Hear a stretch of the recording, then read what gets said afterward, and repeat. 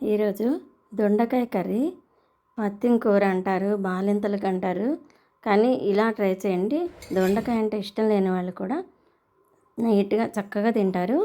Next level ఉంటుంది taste అయితే అత్తిరిపోతుంది. బాలింతలకు అయితే మంచిగా పాలు పడడానికి మంచిగా ఉపయోగపడుతుంది.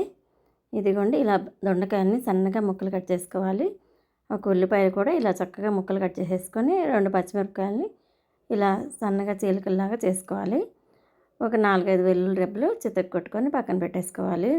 కొంచెం రోట్లో అలా దంచి పక్కన పెట్టేసుకొని, ఇక పోపు పెట్టుకోవడానికి 2 ఎండుమిరపకాయలు, 1 స్పూన్ తాలింపు గింజలు వేసేస్తున్నాను.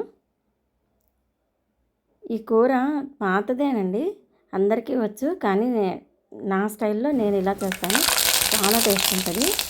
ఇలా కొంచెం కరివేపాకు వేసేసి చిటిపట్లాడిన తర్వాత మనం ఫస్ట్ అయితే దంచి పెట్టుకున్న వెల్లుల్లి ఇందులో వేసుకోవాలి. బాలింతలకైతే ఇంకొంచెం ఎక్కువ వేయండి వెల్లుల్లి. ఈ వెల్లుల్లితోనే వాళ్ళకి మంచి ప్రయోజనం ఉంటుంది, పాలు బాగుంటాయి. ఒక తల్లికి పాలు కావాలి కదండి, ఆ తల్లి పాలే బిడ్డకి శ్రేష్టం, అందుకని చెప్తున్నాను. ఇలా వెల్లుల్లి వేగిపోయిన తర్వాత ఒక సన్నగా కట్ చేసి పెట్టుకున్న ఉల్లిపాయ ముక్కలు, పచ్చిమిరపకాయ ముక్కలు కూడా ఇలా ఒకసారి అలా తిప్పుకుంటూ ఎర్రగా వేగనివ్వండి. ఇలా ఎర్రగా వేగిన తర్వాత దొండకాయ ముక్కల్ని యాడ్ చేసుకోవాలి.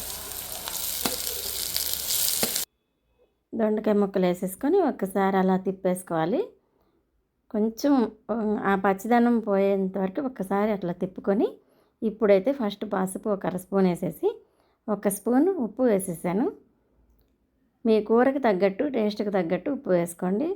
నా లెక్క ప్రకారం అర కేజీ కూరకైతే 1 స్పూన్ సాల్ట్ సరిపోతుంది. అదే విధంగా వేసాను. మేము కొంచెం తక్కువ వేసాను, మీకు కావాలంటే కొంచెం వేసుకోవచ్చు, మీ ఇష్టం. ఇలా కాస్త మగ్గిందా లేదా చూసుకొని ఒకసారి మధ్యలో కూడా ఒకసారి మూత తీసి అలా అలా తిప్పండి.